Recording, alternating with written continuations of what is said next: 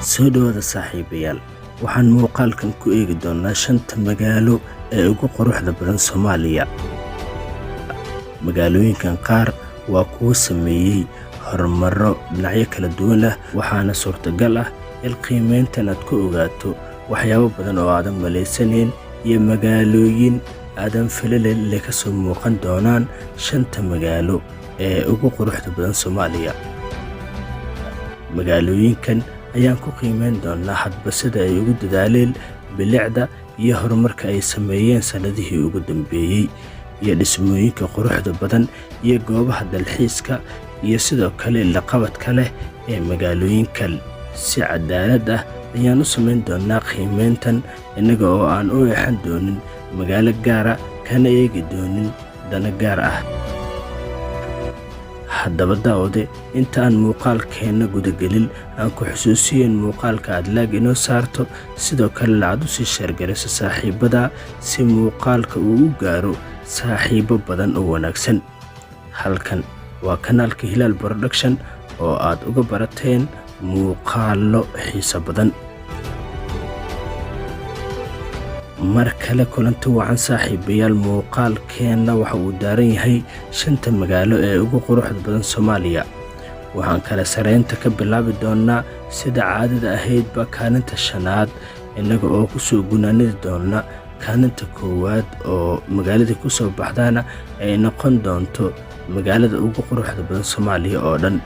kaalinta 5aad waxaa ku soo baxday magaalada Garowe ee caasimadda maamulka Puntland.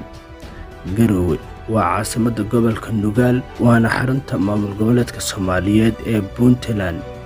waana magaalo ku taala meel istiraatiiji ah, sidoo kale waa magaalo xaqiiqatan aad u qurux badan oo sanadihii ugu dambeeyay sameysay horumar baaxad weyn. kaalinta 4aad waxaa ku soo baxday magaalada Burco ee Somaliland. Burco waa magaalo sameysay horumar baaxad weyn ku darso oo waa caasimadda 2aad ee maamul goboleedka Soomaaliyeed ee Somaliland. waana magaalo qiimo leh oo sanadihii dambe ahayd mid dhisantay oo kobcaysa. kaalinta 3aad waxaa ku soo baxday magaalada Boosaaso ee xarunta gobolka Bari, waana mid ka mid ah magaalooyinka maamulka Puntland. Boosaaso waa magaalo xeebeed, waana magaalo aad u soo koraysa, waana magaalada 3aad ee ugu korinshaha badan marka laga reebo magaalooyinka Hargeysa iyo Muqdisho. waana magaalo ganacsi. kaalinta 2aad waxaa ku soo baxday magaalada Hargeysa, caasimadda maamulka gobolka ah ee Somaliland.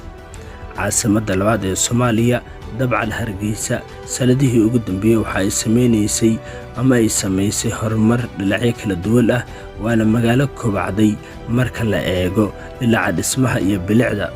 kaalinta 1aad oo ah dabcan magaalada ugu quruxda badan Soomaaliya waxaa ku soo baxday magaalada Muqdisho oo ah caasimadda dalka Soomaaliya, indhaha Soomaaliya. waana xaqiiqatan magaalo sanadihii ugu dambeeyay sameysay horumar dhinacyo kala duwan ah, waana magaalo dhismooyin cajiib ah oo indhuhu ay soo jiidanayaan iyo goobo dalxiisba markaa kulansatay. haddaba daawade haddii aad lala soo gaartay ilaa iyo dhammaadka muuqaalkeena waad ku mahadsan tahay daawashada muuqaalkan.